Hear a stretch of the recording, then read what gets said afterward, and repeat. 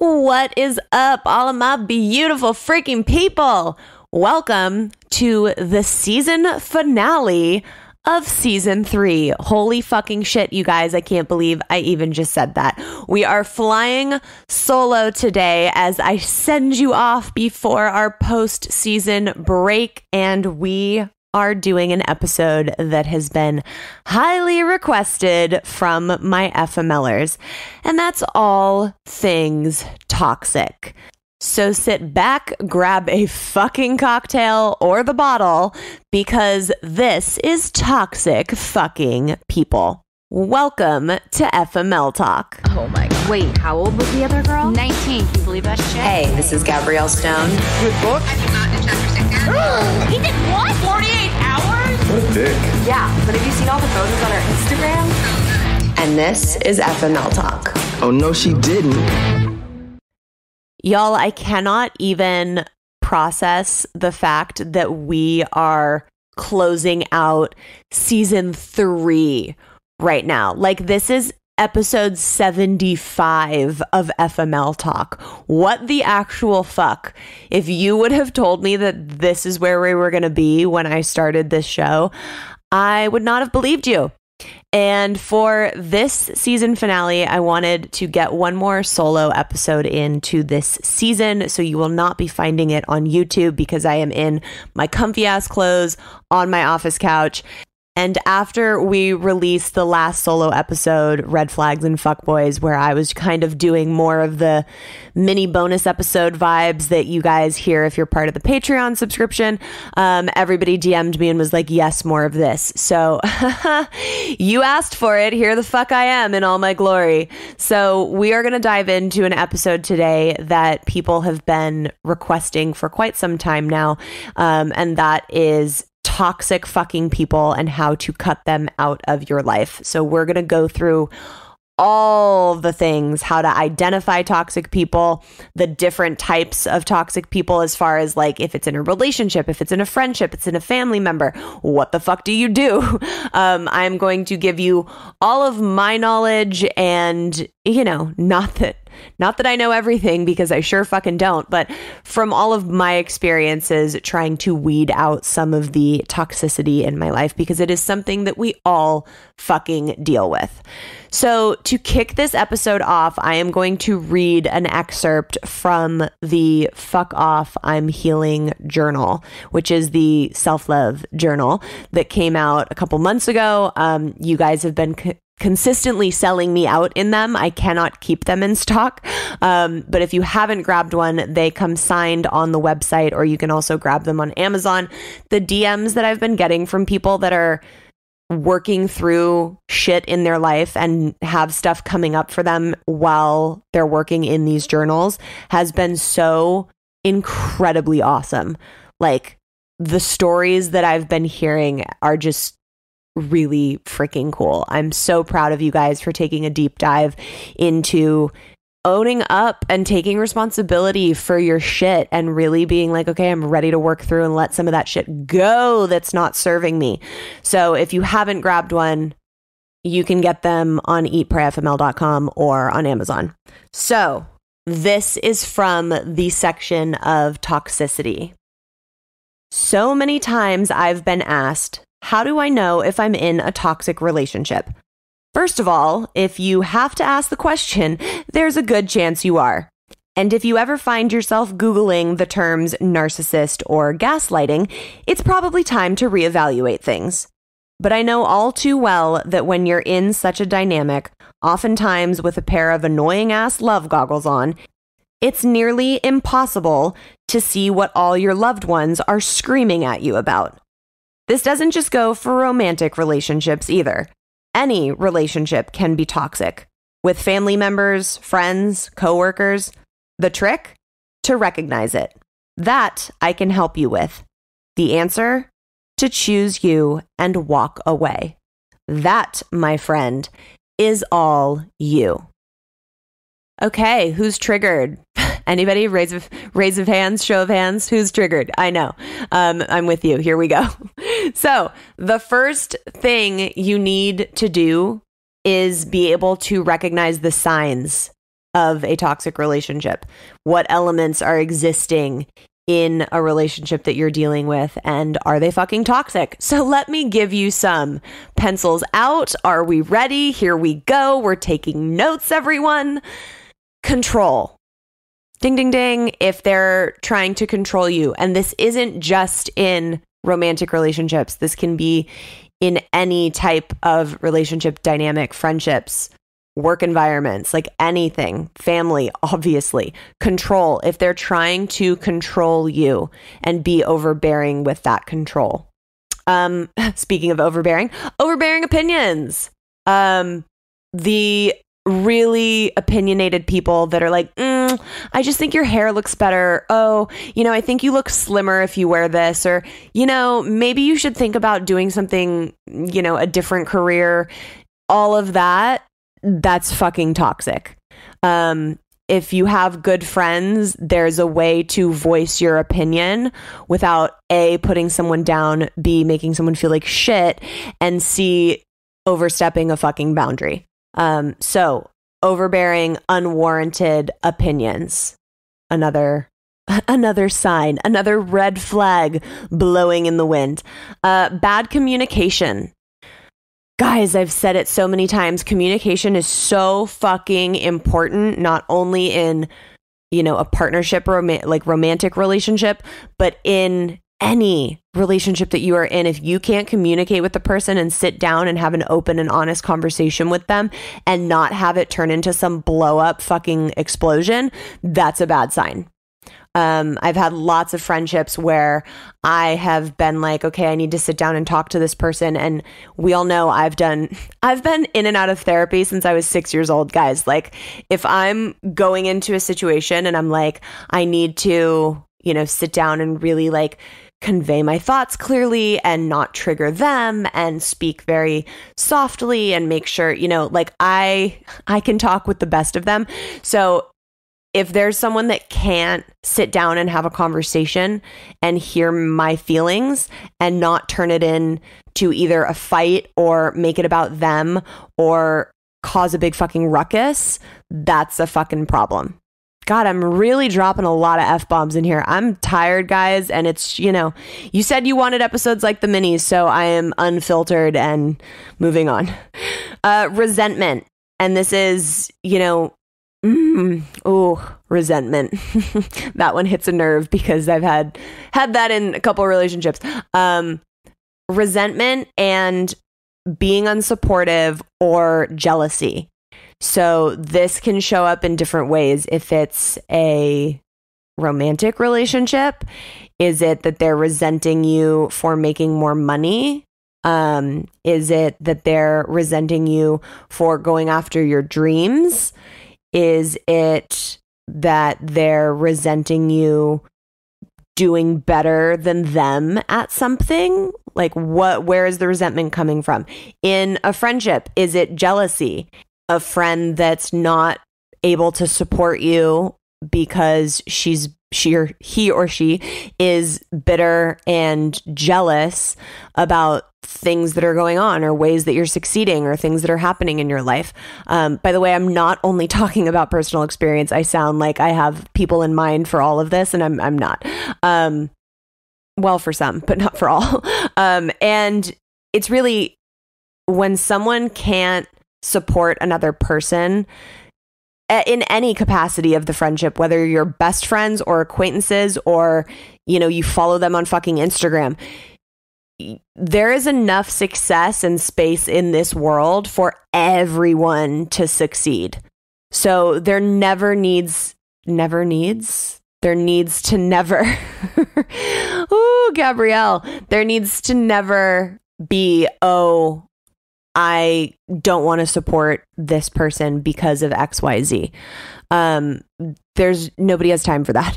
If you are the person that's doing that, it's time to turn around, point the finger at yourself and like really reevaluate some shit, because you should be able to be happy and send love to all the people that are out there succeeding, because that's what's going to create your own success. Okay, sorry, we went off on a little like creating manifesting tangent there, but back to the toxic traits. Disrespect. I feel like this should be an obvious one, but for some reason, when we get in, especially into those romantic relationships, we often will push that aside and create excuses or reasons behind them. We're going to get into that later, but disrespect. I mean, bottom line, are you being disrespected in the relationship, in the friendship, in the work environment, in the family dynamic? Are you being disrespected? If that answer is yes, then that is a big fucking problem and leads to the toxic behavior. Not respecting boundaries. This is a huge one, and there's a couple parts to it, and we're going to get into, we'll break down this one a little bit later in the episode as well. But not respecting boundaries. So if you have set a boundary and the person clearly crosses it or even tests it in a way, that's a fucking problem. That's a red flag, like danger, Will Robinson, warning signs flashing behind my fucking head. Okay. The boundaries, when you clearly communicate them and clearly set them, if someone crosses that, that is a big fucking problem. Are they always needing something from you? This is a big one, especially in friendships. Do you feel like you're being taken advantage of? Are they always needing something from you? It's okay to be in a relationship dynamic where they do request things and need things from you, but they're also doing things for you in return. I am a prime example of that. Like I have people that come to me and they're like, oh, can you send, my demo reel to your manager? Or guys, if you're actors and you're listening to this, please don't DM me and ask me to do that. These are like friends that I'm talking about. Or would you mind passing along my info to this person? I'm always like super ready to do stuff for people in my life like that.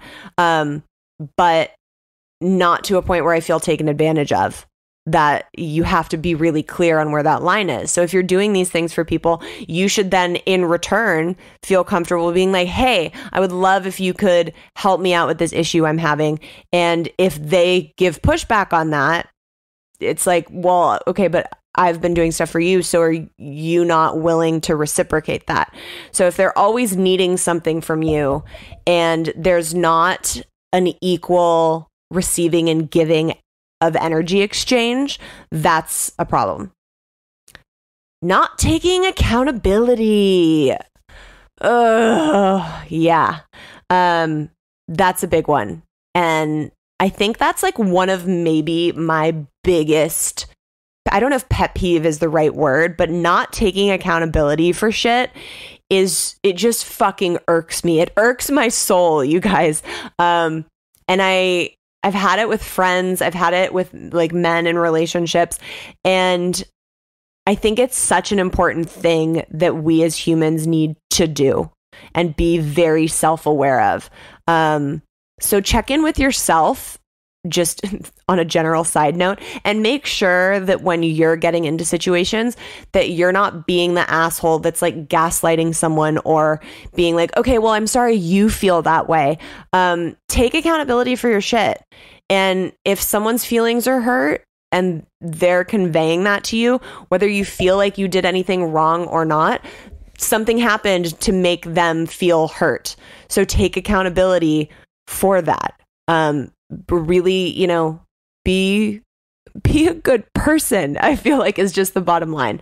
But I think this is a big one. When people don't want to take accountability for stuff and they want to place blame on something else or place the blame back on you or try and make you feel like you're crazy and that, this isn't the situation and I, should be able to not have to apologize for this. No, fuck that noise. Take accountability. Big toxic fucking trait. Weaponizing their struggles or their trauma. This is a touchy one. So let me give you an example of that.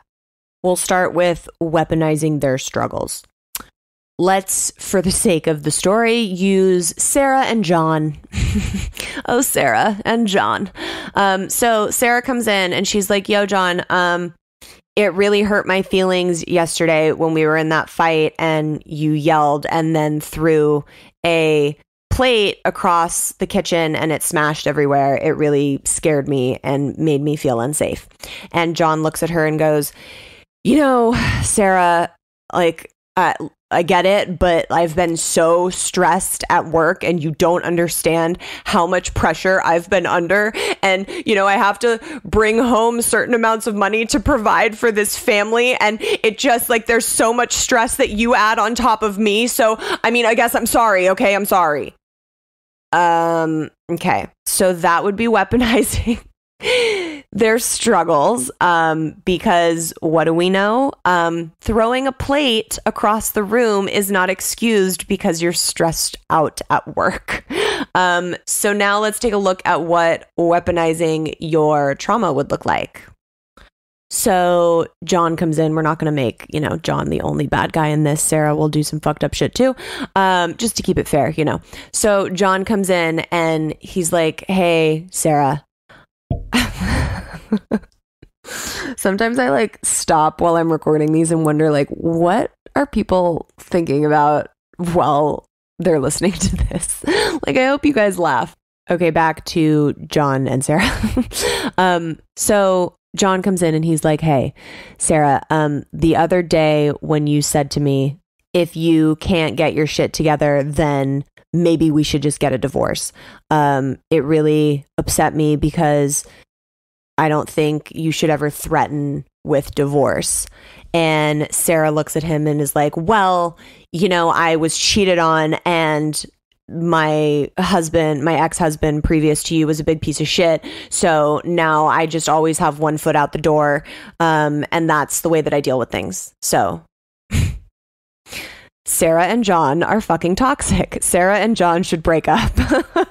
But you see, like, it's using any type of trauma in the past. That would be like me looking at Tay in the middle of a fight and being like, yeah, well, my dad died. It's like, yeah, he did. But like, as we all know, and as I preach on this fucking show time and time again, your trauma can be a reason for something, but it's not an excuse or an excuse of your behavior ever. It's just not. Don't do it. Go fix your shit. Obviously, there's going to be times where things happen, but then what do, everybody? Say it with me now. We take accountability for those motherfucking actions. Okay, moving on. This is the final thing to look out for when you're identifying the toxic relationships: dismissing your feelings. So if you sit down with someone and you're like, hey, when you did this, it made me feel like shit and I really need to discuss it because I'm not feeling fucking fantastic about the whole situation.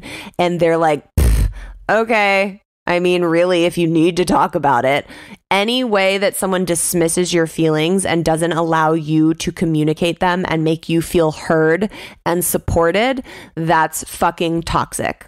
So now that we have gone through a laundry list of things, and I hope you were all taking notes, if you checked off more than one of those in the relationship in question, that's a fucking problem. And furthermore, if you started this episode and you were like, I should probably listen to this because my relationship with so-and-so, I wonder if that's toxic. If you had to even ask the question, there's a good chance it is. So let's start with that and then go through your little checklist that I just gave you. And yeah, more than two. We got issues to look at.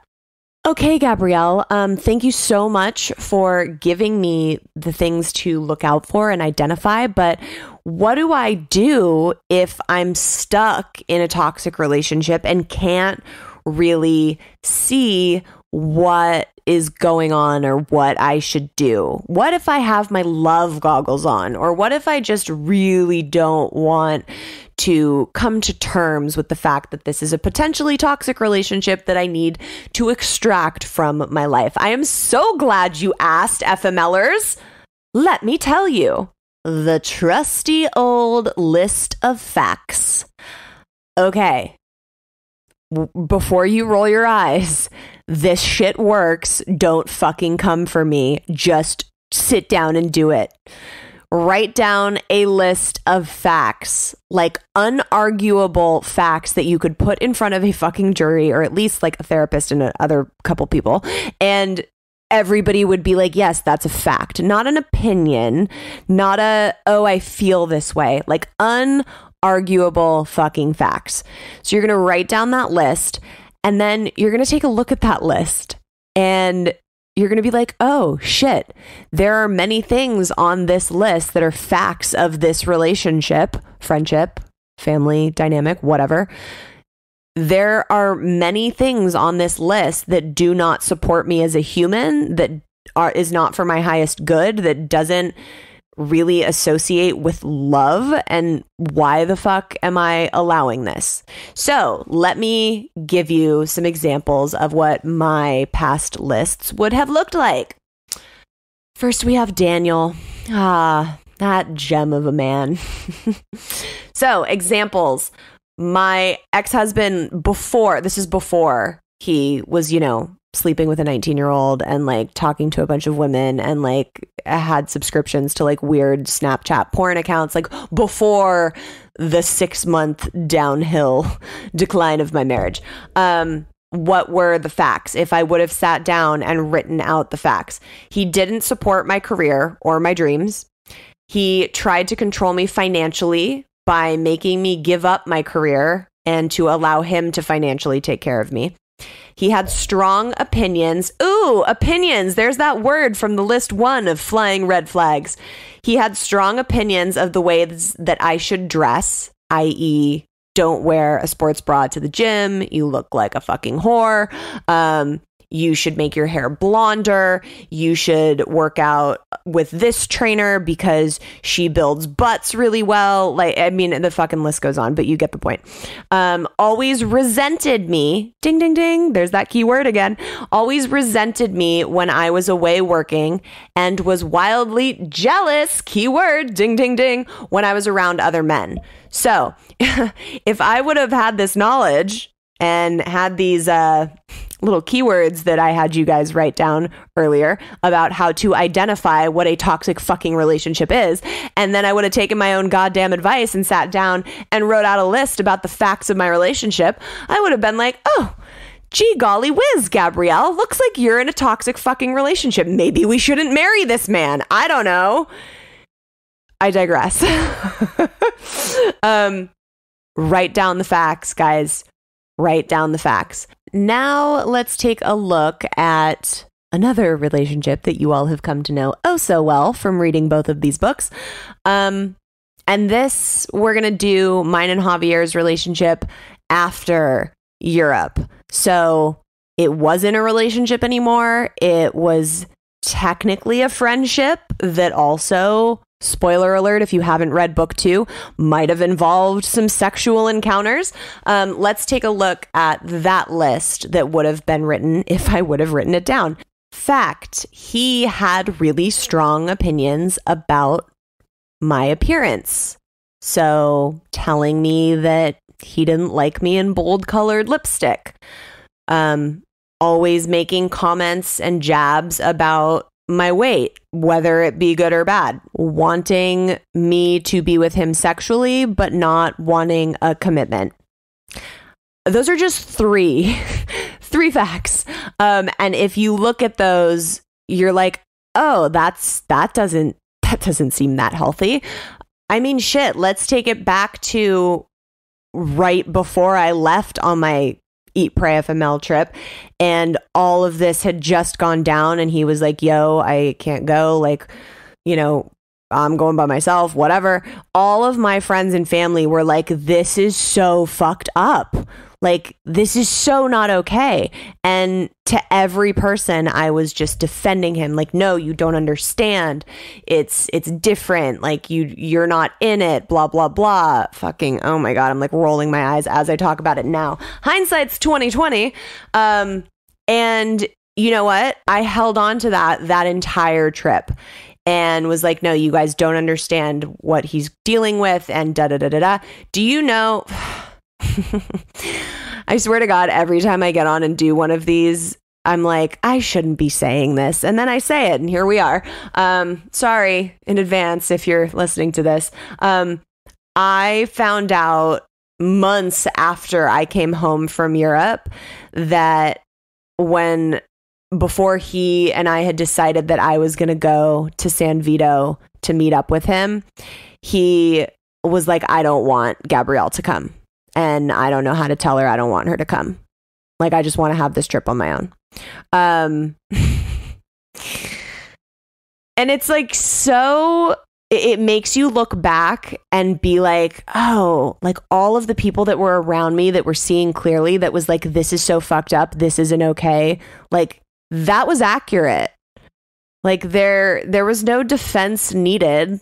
That was a fact of the situation. Like, this is a fucked up situation. If you really loved or really cared about someone, like, you wouldn't have allowed shit to go down this way. But I have to take responsibility for excusing those facts that were in front of my face. And I have to realize that I sat there and made excuses and came up with reasons and defended things that shouldn't have been defended.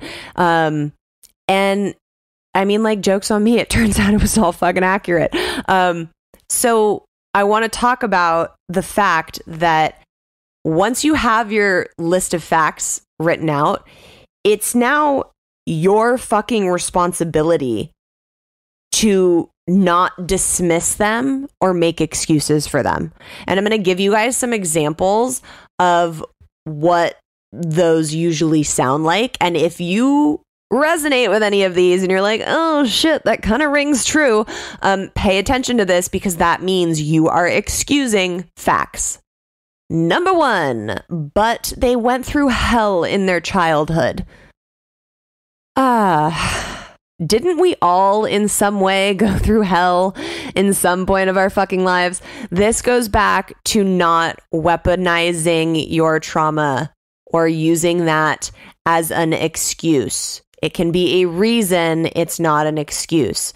So what does that look like? Let's take Carly Craig's 2-part episode that was so fucking shocking.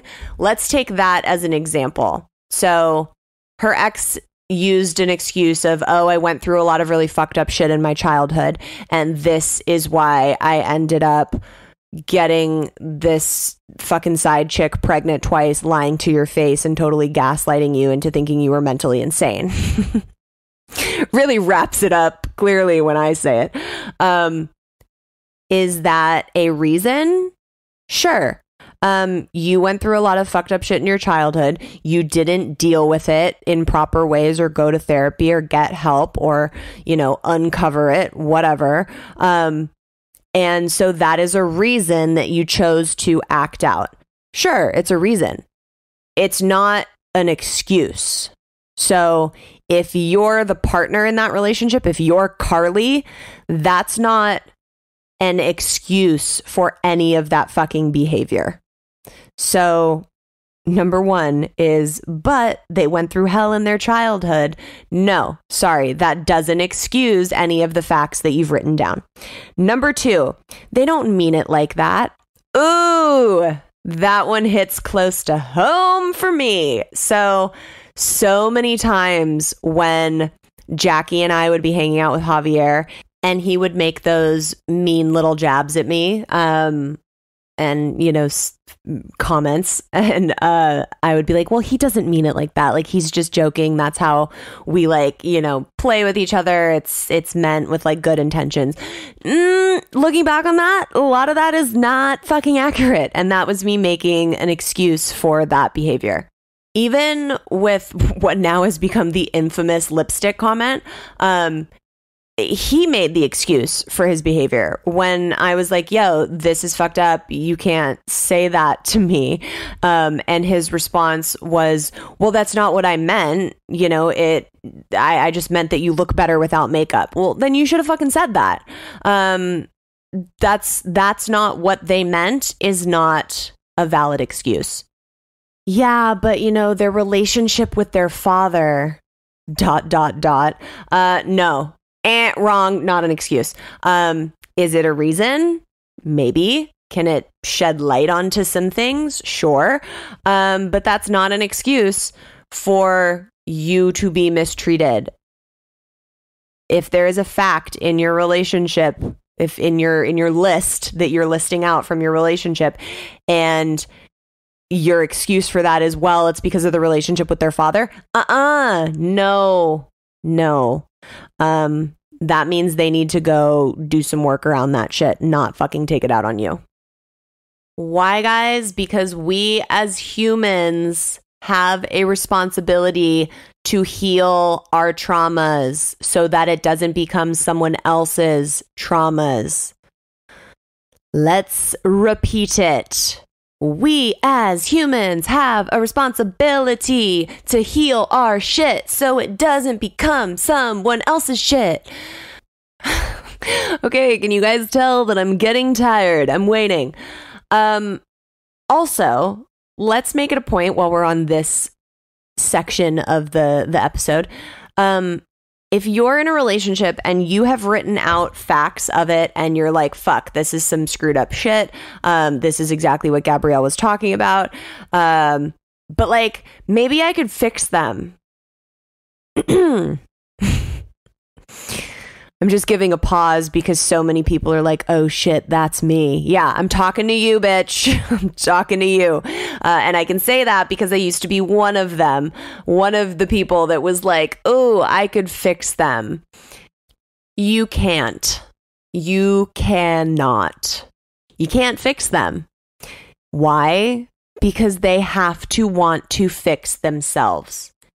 If you're trying to fix them, even if you do succeed, you'll end up either giving up a piece of yourself or they'll end up resenting you. You cannot force someone to change unless they are ready to.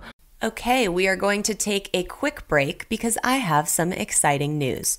What up, FMLers? This podcast is sponsored by BetterHelp Online Therapy. You guys know what an advocate of therapy I am. I think everyone should go to therapy, even if there is nothing wrong in your life. Because no matter what may or may not be going on, life can be fucking stressful. Therapy is a part of my self-love cocktail. It is a non-negotiable if I'm going to be in a relationship with someone, and it has saved and changed my life. A lot of my friends have had success with BetterHelp, and I know a lot of my FMLers will too. BetterHelp is customized online therapy that offers video, phone, and even live chat sessions with your therapist, so you don't have to see anyone on camera if you don't want to. It's much more affordable than in-person therapy. Give it a try and see if online therapy can help lower some of your stress. FML Talk listeners get 10% off their first month at betterhelp.com/FMLTalk. That's BetterHelp.com/FMLTalk. Get some therapy into that self-love cocktail. Cheers. I'm really sorry. I'm about to put my friend on fucking blast right now, but she'll rename nameless, although I don't think she'd care. But she just went through this horrific heartbreak. And I am proud to say I did tell her that there were many red flags walking into it. And I was like, yo, like, just FYI, there's some shit to be wary of. And it unfortunately ended badly. And I remember having a conversation with her and she was like, okay, but like, what if I can fix him? And I was like, dude, you can't fix him. He has to want to fix himself. Like, unless he's going to go and do the work and make the changes and start to better himself and wants to do that, like, you can't be responsible for doing that. And she was like, okay, but like, you know, Tay used to not be Tay, like who Tay is now. He's always been a great guy, but you know, I mean, he's been open about how he went through some struggles in the past with his addiction and whatnot. And she was like, you know, what if I leave and then he gets his shit together and finds his Gabrielle? And I'm like, okay, here's what you're missing. Like, Tay's ex, who I adore, like, we're all, you know, cool and friends together. She was never going to be able to fix him. And she tried to fix him and make him change and give ultimatums. And it didn't work because he wasn't ready to fix himself. So he was never going to be the person he is now with her because he had to change for himself. And once he did that and did the work on himself, then he was able to have a healthy relationship and, you know, move forward. And I really lucked out because I met him after he had made that commitment to himself and decided on that. So I looked at my friend and I was like, dude, you know, you can't be like, well, what if he meets his Gabrielle and I left? And it's like, well, if you stay, you're not just going to become the Gabrielle. You have to let him fix himself first. And she was like, oh, fuck, you're right. And I was like, yeah, I know. It tends to be that way, not to toot my own horn. But it's really important that you realize that, like, you have to let go of control. The only person that you can control in any situation is yourself. And if you have a list of facts, unarguable facts in front of you, and you know that they're not serving you and that's like a toxic element in your life and you deserve more than that, you have to let go of control and let the fuck go. You can't keep grasping onto straws trying to fix and change them. They're not gonna fucking fix and change unless they want to. But you know what, guys? I can preach at you till the fucking cows come home. The bottom line is, if you are trying to escape a toxic relationship, you're never going to leave or make the change until you decide to do that and you commit to doing that. Whether it's a friendship or a family member or a relationship, until you decide this is toxic, I don't want this, I deserve more, I'm ready to leave, nothing anybody can tell you is going to... There are my dogs, guys. And I'm pretty sure you heard Charles just like walking around earlier. And you know what? I'm not going to fucking cut it out. I'm just not going to do it because this is the finale. And you guys asked for an uncut episode like the last one. So here the fuck we are. Until you decide to choose you and demand what you're worth, no one else is going to be able to convince you to do that. I can try my fucking damnedest, but until you're like, all right, I'm ready, no mas, that's really what it's going to take. So let's touch on toxic friendships, because that's a big one. And I don't think a lot of people talk about that. And a lot of the things we've covered in this episode, obviously, you know, it's all under one umbrella. So you can apply a lot of that to toxic friendships. Definitely the first list of warning signs to be wary of that we read, that definitely applies to toxic friendships. But a lot of times people, you know, DM me or in the Facebook group will be like, well, what if it's a friend, or what if it's a family member? What if it's someone I can't cut out? Okay, are you ready? Turn your volume up a little bit. You can cut anyone you choose to out of your life. One more time. You can cut anybody you want to out of your fucking life. It's your life. Is it going to suck? Maybe. Is it going to hurt? Yeah, sure. Is it going to be difficult at first? Probably, but you can. So it's not a what if I can't cut someone out of my life. It's what if I'm choosing not to cut someone out of my life, which is super fucking valid, by the way. I'm not saying it would be super easy to cut your toxic mother out of your life or to cut your toxic ex that you have to co-parent with out of your life, but it is possible, and there are ways. Regardless, we're going to dive into more of like the middle ground of if it's like, you know, your toxic ex that you're co-parenting with, or someone that's in your family that you're like not really ready to full on cut out. What do you do with that toxic person? Say it with me now. We set boundaries. And when I say set, I don't mean just state the fact that, hey, this is a boundary. FYI, I just wanted to let you know it was here. You also have to enforce it. Because if you set a boundary and it's not enforced and you don't follow through with a fucking consequence, what's that toxic person going to do? Be like, oh, here's this like squiggly little line in the ground. Let me just hop right the fuck over that because nothing happens. Nothing happens if I, keep pushing the button. So I might as well keep fucking pushing it. You have to A, set a clear boundary, B, hold true to that boundary, and C, follow the fuck through with a consequence.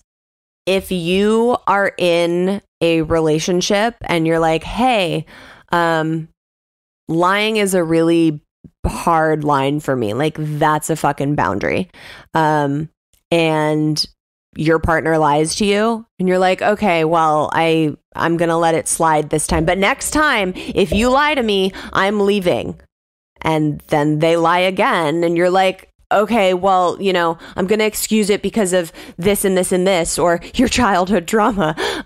But next time, if you lie to me, why the fuck are they going to stop lying? They've gotten away with it twice now.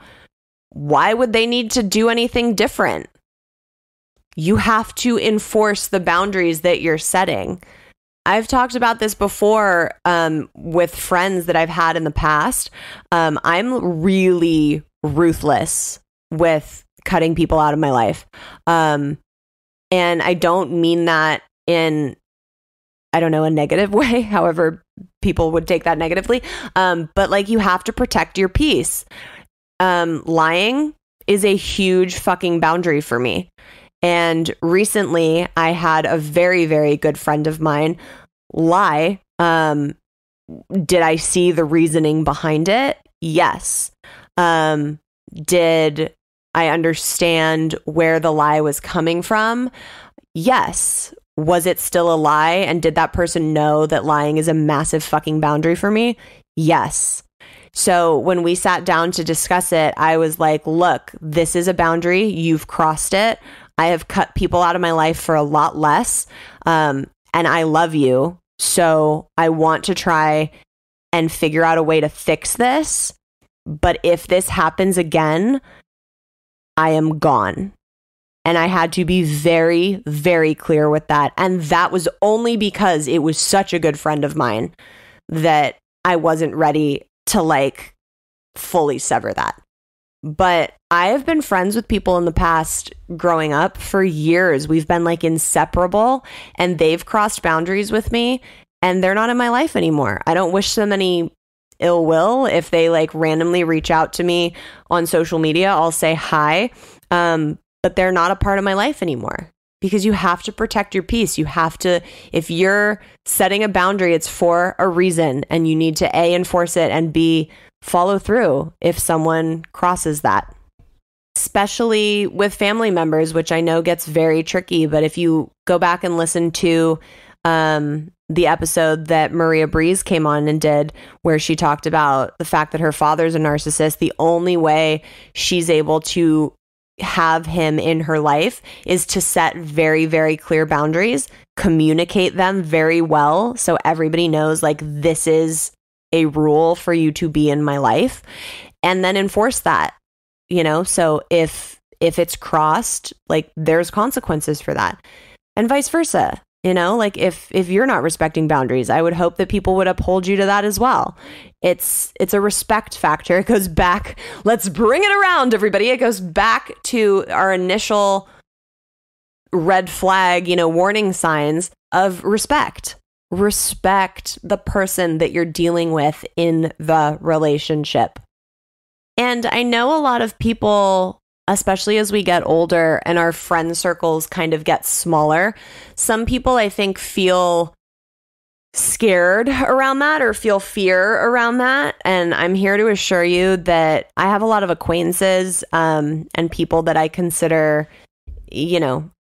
friends. But my friends, notice I didn't pick a different word for that. It was just like an inflection of how I say it. My friends, are few and far between. My inner circle is very small.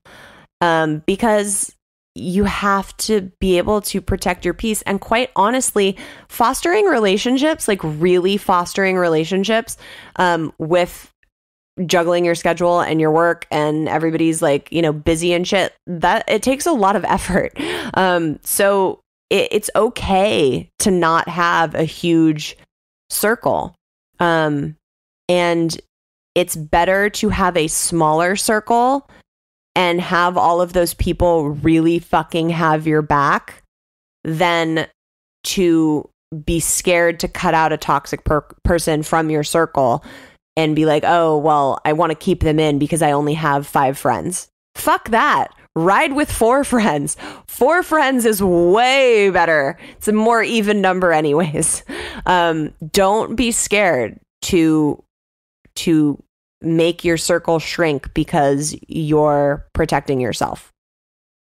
Lastly, for this topic of this episode, I want to point out and bring up the fact that whenever we are consistently attracting people into our lives, we are usually having something mirrored to us. So what does that mean, Gabrielle? Let me tell you. That means if you're consistently attracting toxic people into your life, there is a pattern that you need to look at. So what in you is attracting these toxic people? Question mark. I'm not going to give you an answer. I'm just saying this is something you need to look at because we always want to pay attention to patterns. And furthermore, this is unrelated. This doesn't mean that the first one equals this. But like, are you a toxic person? Do you have toxic traits? Go back to that list and look at yourself and be like, do I do any of these things in relationships? And if the answer is yes, like start to sit down and like look at what the fuck's going on, because that's a big thing to realize about yourself, because a lot of times it's subconscious and you don't even realize that it's happening. So scoot on back to your notes and refer to that list and see if you are needing to take responsibility for any toxic behaviors in relationships. Woo! You guys, I like don't even remember what the fuck we talked about. I feel like I've been talking for, let's look at the time. Oh, hey, 45 minutes. Look at that. That's probably why. So I'm going to shut the fuck up and we are going to jump into some of your FML stories. Here is number 1. Hi Gabrielle, my name is Jessica and I'm from Oklahoma and I have a fuck my life story. Back in November of 2021, my ex-boyfriend now kicked me out of the house, out of the blue, called me a cunt, whore, bitch, and I was only able to take what I could grab.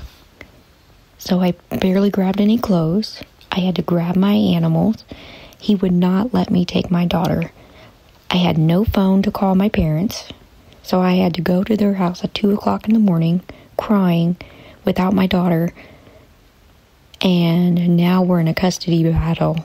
But looking back on it, I'm glad it happened because I was already making my exit out of the relationship. He just sped up the process. But I'll never forget him calling me those names. Oh my God, girl, that's fucking terrifying. And it's in those moments where you hear those names in that heightened situation where it like gets imprinted in your soul. And now those become triggers to where if you ever hear that name said to you again, it's going to immediately spark something within you. So something to be aware of. But it's always interesting to hear when people go through stuff like that and they're like, looking back on it, I was trying to make my exit anyways. So it was almost like the universe was like, well, let's just give her a little push. I hope that the custody battle turns out in your favor. And I am so, so sorry that you had to go through something like that. Here is story number 2. Hey Gabrielle, my name's Michelle and here's my FML story. I met my ex-husband when I was 21 years old, coming off a great collegiate swim season and looking to get into something else athletically. He was the owner of the gym I started going to, then became my coach. Fast forward to 2016, we had been dating for 4 years and we got married. A year after that, I was at the peak of my athletic career and he actually said to me that he wanted to start a family. I was hoping to compete with my team for one more year and give it one more shot, but ended up cutting that season short to start trying for that family that he wanted. A whole year goes by of failed attempts, and I was now going to a fertility specialist, getting injections and hormones into my body multiple times a week, getting poked and prodded, doing these injections by myself, driving an hour each way before work, all while he stayed at home because he said that he needed to be at work on time and could not give up going to work to come with me to these appointments. Continued to not be able to get pregnant. I was feeling like it was totally my fault, feeling like a failure, and feeling very depressed. All around me, our friends were getting pregnant, and it got to the point where, seeing another pregnancy announcement, I was in our room hysterically crying. He opened the door and asked what was happening. I told him what was making me upset, and I vividly remember him looking at me, rolling his eyes, and telling me to just get over it already. That should have been my sign, but I still kept trying. Between the exhaustion and the hormones and the depression, I was often falling asleep on the couch. While I was doing so, he was going behind my back and sexting and sending nudes to multiple women. Probably about 5 or 6, I think, that I know of. These women were women who were at my wedding, who I trained with at the gym, and who I often invited into my home. 2 of these women were also a mother and a daughter, and neither one knew that the other one was also sending nudes to this winner of a man. One of these women also almost bought the house down the road from us to try to be closer to him. Still had no idea what was going on. Went through a whole nother year of this happening behind my back. He came home one day, told me he was unhappy. I did everything I could to save this marriage. He blamed it on me, told me everything that I was doing wrong, and I was desperately changing everything about myself to save it. Nothing I could do was good enough. He would leave me, not tell me if or when he was coming back, and I would beg him to come back. And this happened for about 4 times, and finally I got the courage to put an end to it. I told him I was done. I did not deserve to be treated like this, and he moved right out of my house and into the house of one of the sexting nudes. And I decided to get out of that whole situation because it surrounded every area of my life. I sold my house, I moved hundreds of miles away, and I restarted.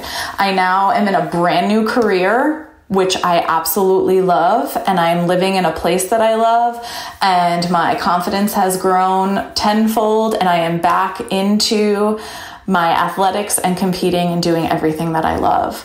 So thanks for listening to my story. I absolutely look forward to your podcast every week, and I am working through finishing your 2nd book right now. Thanks, Gabrielle. Oh my God, I fucking love this so much. I was like waiting for the whole story. I was like, please have a happy ending. Please have a happy ending. When I tell you, my jaw dropped when she said one of them was a mother-daughter pair and neither of them knew they were sending nudes. Holy fucking shit, dude. That's like out of a Lifetime movie. Oh my God. Again, when I say everything happens for a reason, like I know how heartbreaking that must have been to struggle getting pregnant, but thank the fucking God that you didn't. Oh my God. I am so glad that you are not now co-parenting with that fucking horrible human. Jesus, girl. Oh my God. I'm sending you so much love. Hell yes for moving, kicking ass, and getting back into your shit. I am so happy to hear it. All right, my FMLers, the time has come. We have officially fucking concluded season 3. That is absolutely mind-blowing to me. We are taking a 2-week hiatus. There will be one surprise bonus episode dropping, but we are going to be off for 2 weeks while we prep for season 4. If you guys are like, oh my God, I can't not have some FML talk in my life, never fear. You can sign up for all the mini bonus episodes. There are 4 full seasons of them. The fourth one that just completed, which is FML's Guide to Fucking Healing, is gold. Like, it's so good. So if you want more extra content, you can go... More extra content. I'm fucking tired. You need to put me to bed, y'all. If you want extra content, you can go to patreon.com/FML Talk. You get access to all 4 of those seasons, 12 episodes in each season. You also get access to the private Facebook group where everybody is like making lifelong friends with each other's. Like, it's just fucking phenomenal what happens in that Facebook group on the daily. And you also get 10% off all of your merch whenever you choose to shop.